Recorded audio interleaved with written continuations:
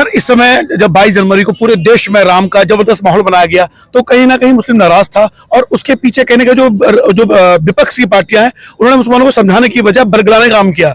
तो लगता है कि जो राम मंदिर का जो माहौल था उससे मुसलमान में कहीं ना कहीं चुभन से महसूस हुई थी या वो नॉर्मल चीज थी। हाय, मैं रवि के बिंदास बोल में आपका स्वागत है। ईद की शुभकामनाएं पूरे देशवासियों को। हमारे पास शाही इमाम रामनगर मौजूद है। सर, स्वागत है आपको। पहले जी बहुत शुक्रिया, आपको भी ईद मुबारक और तमाम मुल्क वालों को, खुसूसन हमारे शहर वालों को ईद मुबारक। सर, धर्म और राजनीति का बड़ा तड़का लगता है तो थोड़ा तगड़े सवाल में पूछूंगा आपसे। इस समय आपको चुनाव का समय है तो लगता है कि इस समय धर्म और राजनीति का जो समन्वय हो गया ये गलत है या सही है?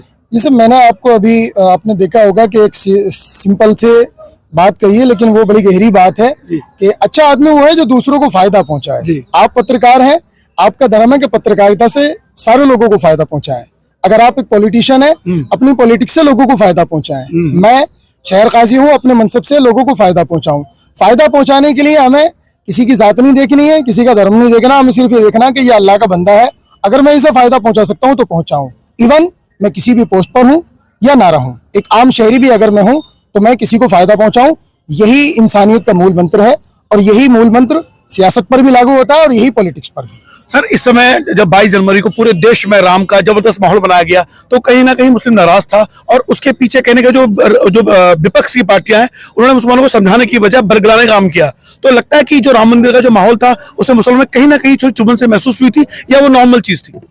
No comment. ये सवाल आप पॉलिटिकल पार्टी से कीजिए, पॉलिटिकल पार्टी से कीजिए कि उन्होंने क्या बनाया क्या नहीं बनाया। मुझे तो पता नहीं उन्होंने क्या बनाया क्या नहीं बनाया, तो ये सवाल आप उनसे करें जिनके बारे में आपको ऐसा शक है। सर, एक सवाल और। इस समय जो पूरे देश में जब हम बात करते हैं कि जो समन्वय का माहौल है और साथ में मुसलमान के प्रति जो डर का माहौल है, आपको लगता है कि इस ईद के बाद से लोगों में प्यार मोहब्बत की मिसाल कायम होने वाली है और वो जो बेमतलब की जो नफरतें हैं वो कम होंगी? देखिए, बड़ी बुनियादी चीज ये है कि मेरे पड़ोस में आप रहते हैं जी।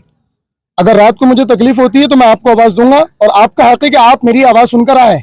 अगर आप मेरे बारे में कोई राय 10 किलोमीटर दूर बैठे वाले आदमी के सुन करके तय करते हैं तो आप अच्छे पड़ोसी नहीं है। तो एक अच्छा पड़ोसी होने का हक तभी है जब आप मुझे वैसे समझे जैसा मैं हूं। आप मुझे मेरी बात से समझे, मेरे अमल से समझे, मेरे एक्शन से समझे। ये नहीं है कि मैं 20 साल से आपका पड़ोसी हूं, 20 साल से आप मेरे दोस्त हैं, मेरे साथ कॉलेज में पढ़े, मेरे साथ कारोबार करते हैं, अचानक से किसी 50 किलोमीटर वाले बैठे आदमी ने कहा कि अरे आपका पड़ोसी बहुत बुरा है और आपने उसकी मान ली तो आप नादान हैं। इसलिए बुनियादी मैसेज मेरा यही है कि हम एक दूसरे के साथ रहते हैं। आप गाड़ी चलाते हैं तो मैं आपकी गाड़ी में सफर करता हूं, आप दुकान चलाते हैं तो आपका सामान मैं खरीदता हूं, आप टेलर की दुकान चलाते हैं तो आपसे कपड़े मैं सिलवाता हूं। हमारा अपना आपस का अटूट रिश्ता सदियों का है। इस अटूट रिश्ते को कोई और तय न करे, इसकी डेफिनेशन हम तय करेंगे। हम एक दूसरे के साथ रहते हैं, ये बुनियादी मैसेज और पैगाम है। सबको छोड़ दें, आप क्या है, रवि साहब क्या है ये मैं जानूं और शहर काजी शाही इमाम क्या है ये आप जाने। कोई दूसरा ना बताए कि रवि साहब क्या है और कोई तीसरा ना बताए कि शहर इमाम क्या है।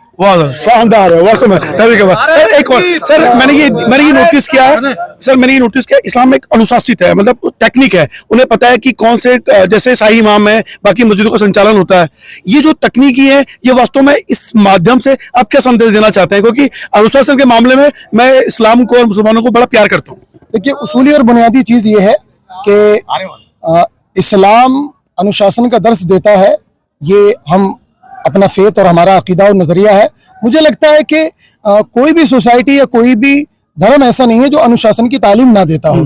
कई बार होता क्या है कि तालीम और शिक्षा हमारी ठीक होती है, बेसिक टीचिंग ठीक होती है, लेकिन कई बार हम उसको फॉलो नहीं कर रहे होते हैं।